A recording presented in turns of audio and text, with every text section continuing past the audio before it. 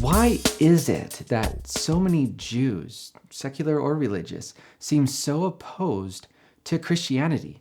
And how do we communicate with them to help them see this in a better light? This is a conversation I had with Adrienne Johnson, a Jew who came to know Christ later in life, and she shares with me some pretty cool insights onto how this is understood in the Jewish context. Check it out.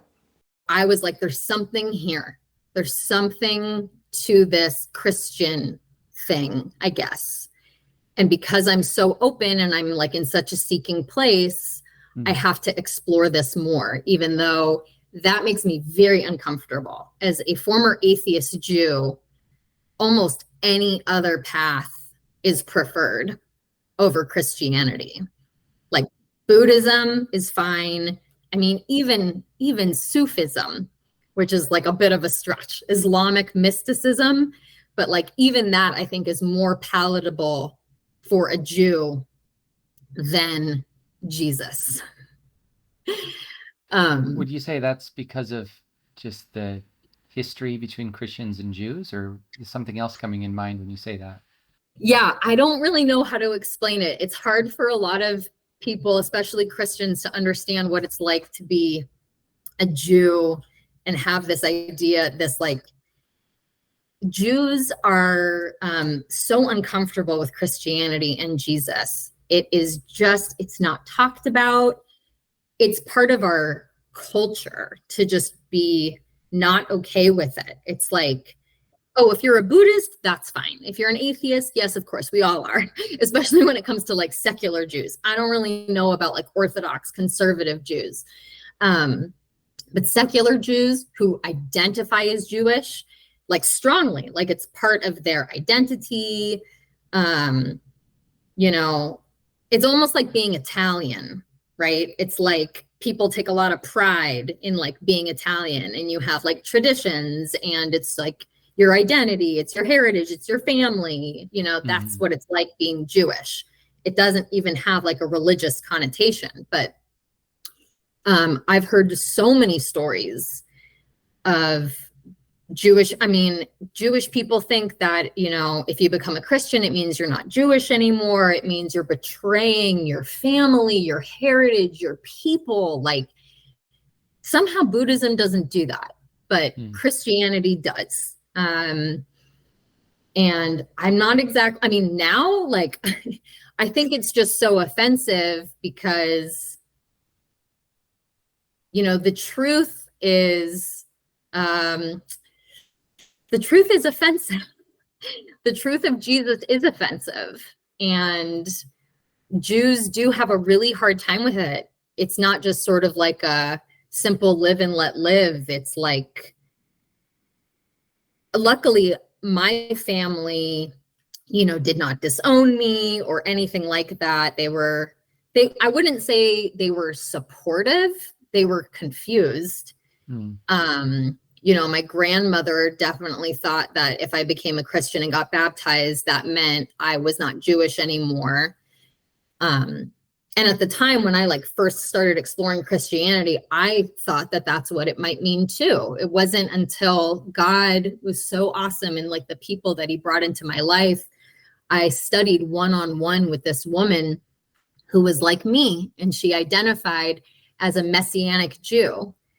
And she spoke Hebrew, she loved Judaism, and she was a Christian and believed Jesus was the Jewish Messiah.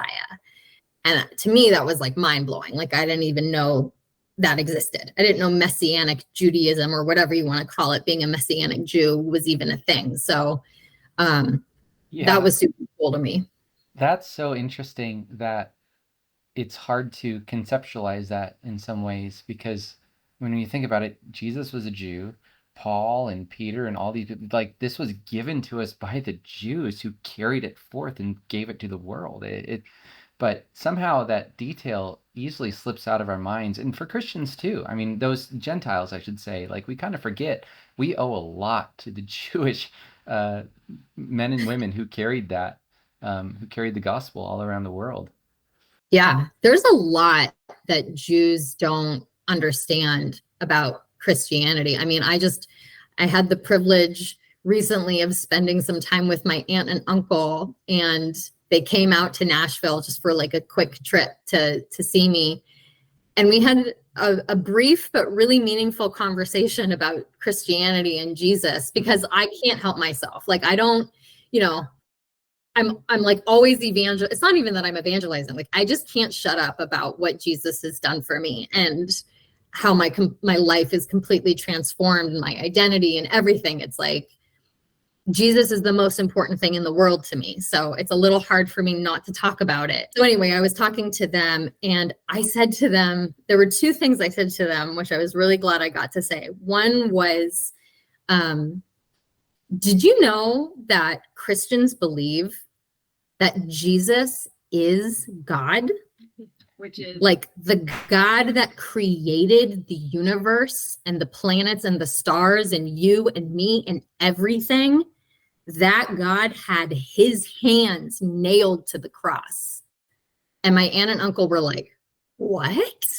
And I was like, I know, because I didn't know that. How would we have known that? No one told us that. It's not really part of like the American Christian culture that you get at Christmas time. Like, you hear things like Jesus is the Son of God, and he came and he died for our sins, and you don't really know what that means. I always thought he was like a really important person, or like a special, I don't know, a prophet, or just like a special human being, is what I thought, and what I think most secular Jews think. Because when I didn't know that Jesus was God.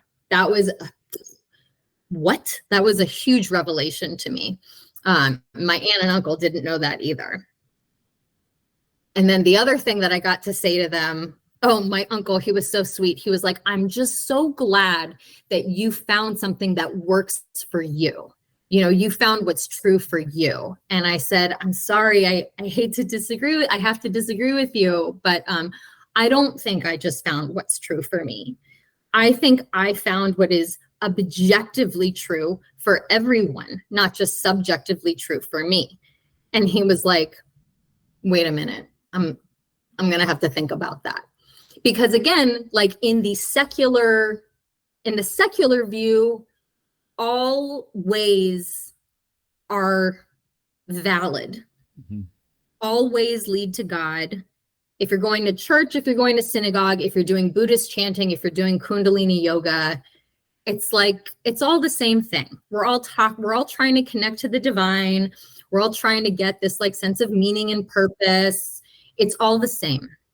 You know, there's no difference. And so that's, I think, part of that like secular and now and new age philosophy.